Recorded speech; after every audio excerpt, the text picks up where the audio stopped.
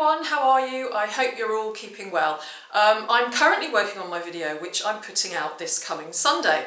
But today it's Friday the 15th of May, and yesterday we heard from the Port of London Authority that we are now allowed to go back out on the Thames foreshore to go mudlarking again, as long as we stick to the social distancing rules. So of course I'm really keen to go down there and have a look and see what it's looking like. I've heard that it's really sludgy and muddy, that there's a huge big sediment of mud covering over the foreshore because there's been hardly any boating activity since the lockdown began. And so I'm really wanting to go down and take a look. So I'm going to take a little break from making my video. I'm going to go and get my boots on, get my trowel, get my gloves. I'm not expecting to find anything very much because I'm imagining that it's all going to be covered over with mud. But there's only one way to find out. We might see some nice wildlife too. And so let's go. I'm taking you with me. Let's go down and take a look and see what the Thames is looking like. I haven't actually been down there for ages, since the beginning of March, and so I really miss it, so this is going to be very special. And then I'll come back and continue working on my video, which I'm planning on putting out on Sunday. And of course, when you see this, it will be Sunday. But right now, in my world, right now, it's Friday. So let's go, without further ado, let's go down to the river. Okay, so here it is, the first glimpse of the River Thames for a good few weeks, because I haven't been down here since lockdown. And look at it, it's so calm. It's like a mirror, because there's still hardly any boating activity down there. But because there's no boating activity, as I mentioned before, there's going to be some serious sludge down there. And if I zoom in down there, you can see a lot of green, gloopy, mouldy mud. But the first impression I get is that it's looking so very serene and calm. So let's go down a bit further, closer to the water, and have a look. Well, gloopy or not gloopy, it's really nice to be down here. I've really missed it. But yes, it's looking significantly muddier and gloopier than usual.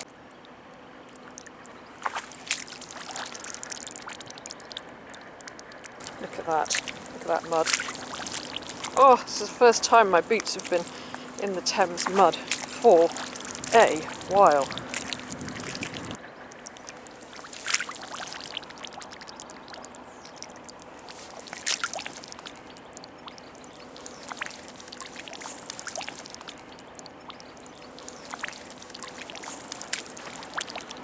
Gosh, this really is like walking through pea soup.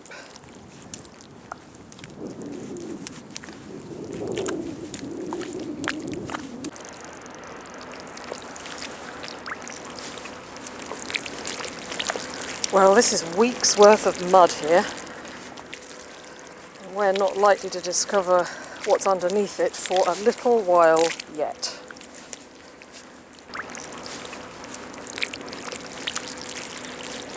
Oh, I've already spotted my first bit of wildlife. Let's see if I can catch it on my camera. Looks like... oh, yes. Now, have I got it? It looks like a heron there being chased.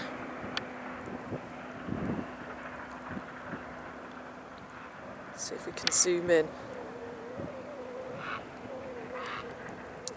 Yeah, that's a heron, isn't it?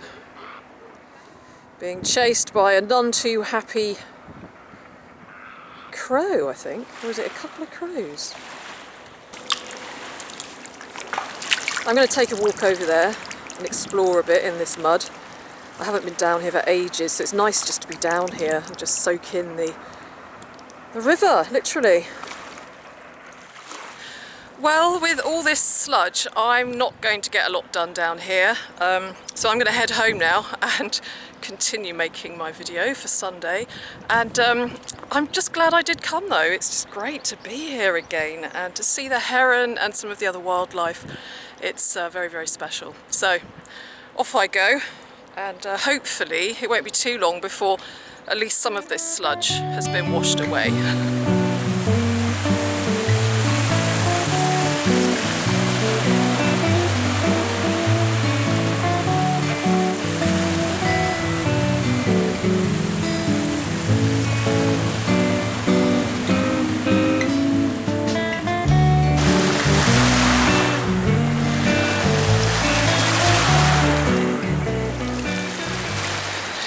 first thing I found today is a plastic giraffe.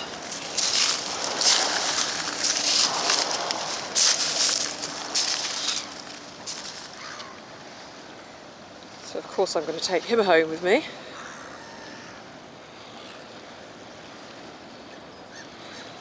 Let's hope that there'll be something a little more historic to find before I go home.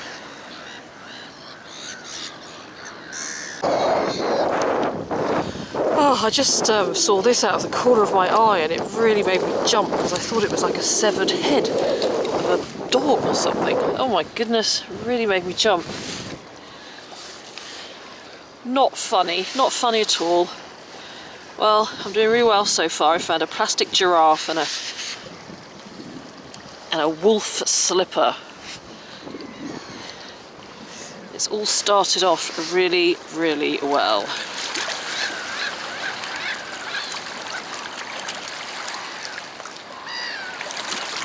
I'm not sure what he's doing with that bit of wood, but he's really quite on a mission there, isn't he?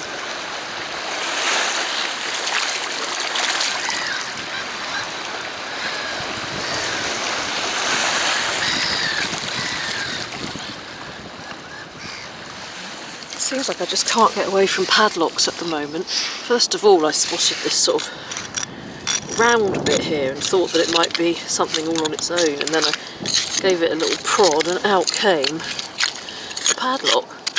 It actually looks quite nice, looks quite different. So, yeah, that does look quite nice actually. It's sort of a different shape to my usual one. Yeah, let's give it a little rinse.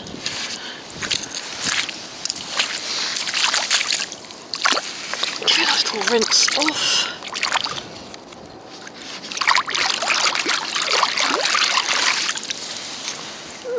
Interesting. Yeah, slightly different shape. Oh, I'm looking forward to cleaning that off.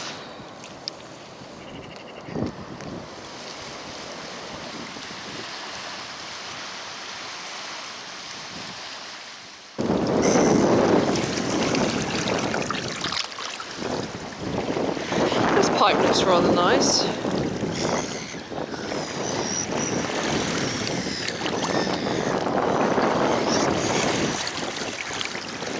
It looks like a bunch of grapes on both sides.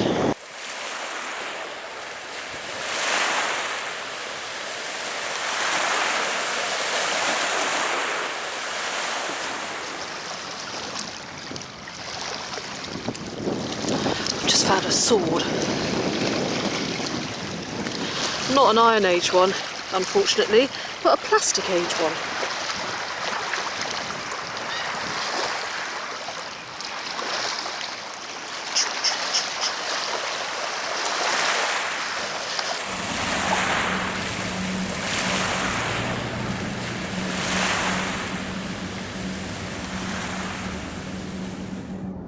Beautiful clay pipe just plucked out of the mud with lots of little horny bits on it.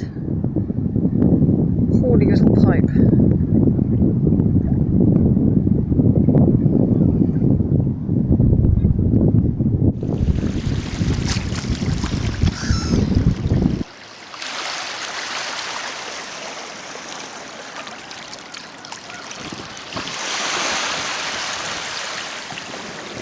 Now this here looks like the horn of something, or the antler of something, or it's probably a horn, isn't it? That's definitely a horn. Now what's it from? Is it a goat?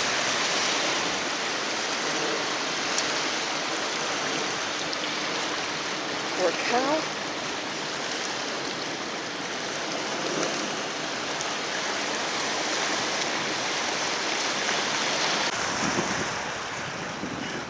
Okay, now talking of antlers and horns, or antlers more specifically, I've just seen, I mean my eye just caught it, really fortunately, and I'm hoping that it's a whole bowl, but I've just seen a beautiful, or what looks like a beautiful bowl down here. Now, can you see it? Look at that. look at that. Now, let's have a look and see. Oh, wouldn't it be great if it was in one piece? And it looks like it's got like a deer's head on it, doesn't it? Just there. Oh, I hope it's in one piece. Let's have a look. Yes, it is. And I don't know whether it's the RAOB, the Royal Antediluvian, the Royal Antediluvian Order of Buffaloes.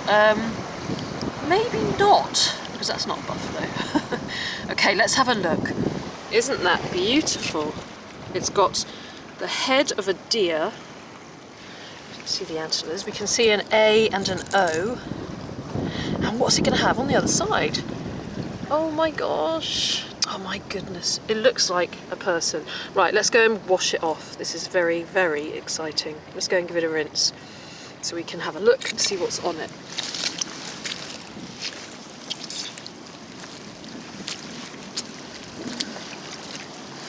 I've had some fantastic pipe bowl finds recently, and this is another spot of extremely good fortune. So I'm assuming it might be a hunter on the other side, but I'm still not clear on what the letters are.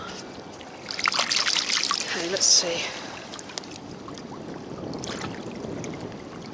No, it looks like AOI, doesn't it? And on the other side, yeah.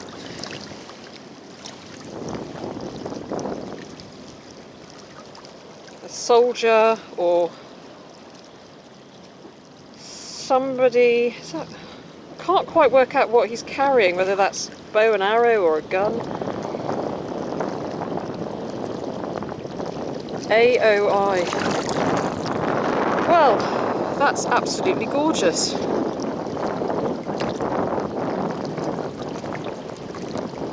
Actually, it might be, I don't know, it's got a look of something Scottish about it.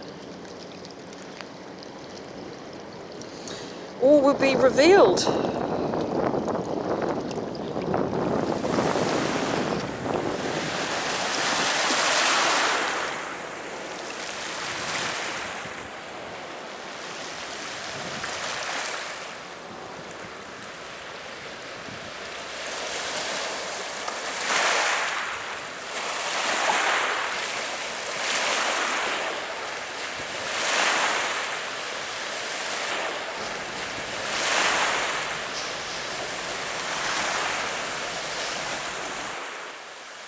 Hi everyone, welcome back. I hope you enjoyed that little trip down to the river as much as I did. It was great to be back down there again and really impressive to see how the layers of mud have built up after all those weeks of no boating activity and the incredible colours. It was amazing to see the vivid yellows and greens, the fluorescent oranges and purples. It was like dipping my boots in a giant muddy art palette. And it was great to see the wildlife as well, that heron, that poor heron. I don't think he's very popular because I'm sure I've spotted him a little further down the river. And I even saw some waders, and I don't usually see those as far into town as that. So maybe the lack of human activity has meant that wildlife has been coming to areas where it doesn't usually go, so that can only be a good thing. So I don't know how long it's going to take for those layers of mud to be peeled away gradually. Because I'm not sure when the clippers are going to start again. It could be a few weeks yet, so we may have to be very patient. And so in the meantime, I'm working through my back catalogue of finds that I haven't yet shared with you. At the end of that video, you will have seen when I picked up a badge and showed it to the camera. Now this was filmed back in 2015, I think. It was before I knew how to edit. And I didn't used to film myself finding things then. I used to just sit down and film myself doing little roundups. And that badge was found in that same area actually, and you can see if you look at the boat as it goes past Canary Wharf just before I pick up the badge, there are new buildings now compared to that time back in 2015. The whole landscape has changed, and it really does change so quickly. London, the river, the terrain just changes. And when I used to first go to that area, it was very industrial, and then gradually All these modern buildings and flats have started to just spring up everywhere, and I'm so glad that I've got a lot of photographs that I've taken over the years of that area just to show how quickly London changes. And it's changed again with layers and layers of multicoloured mud. But anyway, getting back to that badge, when I saw it on my computer I thought, oh, this is a really appropriate find to show you, to share with you, because it's associated with an epidemic of London past. Back in the 19th century there was a spate of smallpox epidemics in the 1880s, 1870s, and it was really very serious, and thousands of people died. And the person who wore that badge would have worked on the Metropolitan Asylum Board River Ambulance. The Metropolitan Asylum Board, they were created in the 19th century to look after the sick and the poor of London. And these ambulances used to take smallpox sufferers from London, often from Surrey Docks Farm, where there used to be a river ambulance station, all the way down to Longreach, Dartford, in Kent, where there used to be isolation ships. There was one ship for women and one for men, and there are terrible tales about how people used to be seen jumping into the river because they had such high temperatures. You'll see on the badge that there is the snake wrapped around the rod. It's the rod of Asclepius, I think that's how you say it, associated with the Greek god of the same name, Asclepius, who's associated with medicine and healing.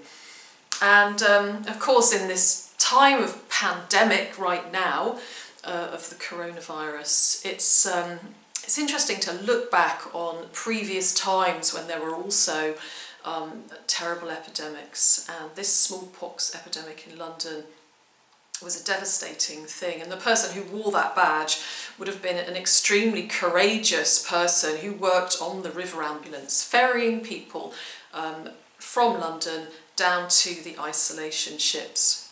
I've actually donated that badge some time ago to the Surrey Docks Farm, where they do have a cabinet with some of the pieces that have been found associated with the river ambulance. So if you're ever in the area, it's definitely worth a visit. And also, if you're ever mudlarking at Surrey Docks and you come across any pottery marked with MAB, or anything that you think might be associated with the Metropolitan Asylum Board, then it's worth taking it into the Surrey Docks Farm to show them and have a look at their collection.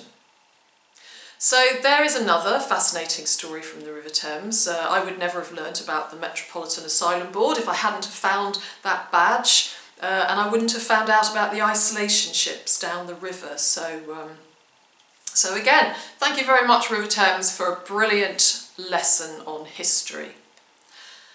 So apart from that find, the other finds are a good mixture of odd bits and pieces, and a good example of some of the stranger things that the river can throw up, from wolf slippers.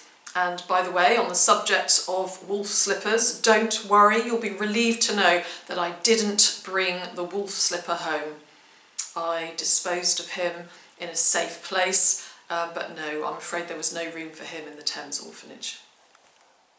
So here we have today's array of delights from the River Thames mud, and we're going to have a quick look at each of them, starting with the pipes. And I'm going to start with the first one which I picked up, which is this one here, and it depicts some grapes.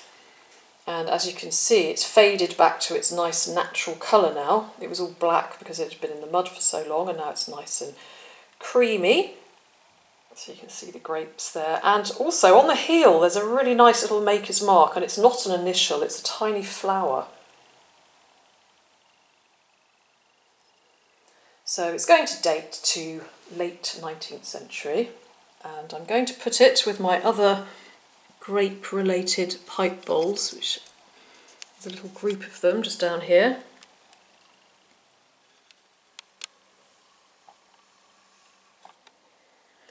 These ones are nice, they're very delicate. And in my pipe book, which I've got here, which I refer to quite a lot, by Eric Ato, he has got some here which are very, very similar. You can see that one there. and he dates them to late 19th century. Right, so there you go, little pipe. Keep all the little grape pipes together. Now let's go over here and get the horny pipe. Here it is, another very imaginative design. It probably helped if you had greasy fingers as well to keep your grip. I've got a few horny pipes and I'm going to put it down here with the rest of the horny pipe collection. Have a closer look. The knobbly pipes, they also are with the horny pipe because I guess like horns and knobbles, they're all of the same kind of family. And Eric, in his book, he also has a section with quite a few horny pipes as well, and again he dates them to late 19th century. All these kind of fancy designs, you know, when they started to get a little bit more imaginative and less plain, they're often mid to late 19th century. So have another look at the horny knobbly pipes.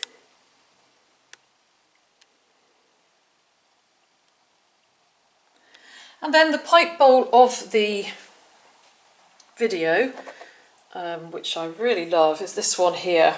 And again, this one has also faded nicely, so we can really see that stag head there with the RAO. And what I thought was an I, but now I think it was an F, and it's just slightly worn down.